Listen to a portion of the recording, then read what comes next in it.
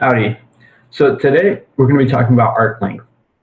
So I'm not going to explain too much about what arc length is or how you go about knowing if you need to find it or not, because basically if you've gotten this far, you should already know that. And then two, on your test, it's probably just going to ask you, hey, what is the arc length of these functions?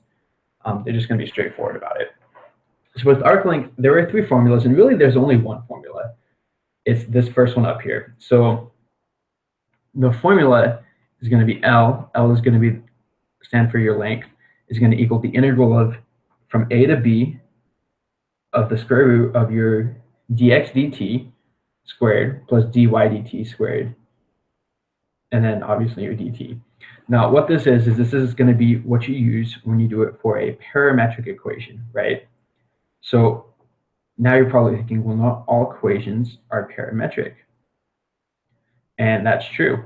But the reason why I said that you basically only need to know one is because once you know this one, this guy up here, you can basically use it to derive the other two equations.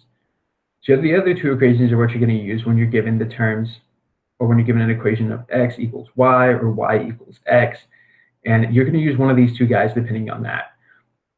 However, if you notice though, the dx remains in the same place and the dy remains in the same place. Whenever you're solving for only one of those, the other one becomes a 1.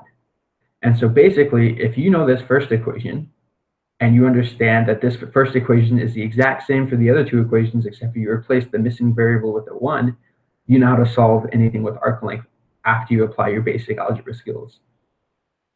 This is pretty much all there is to cover on arc length. Have a nice day, guys.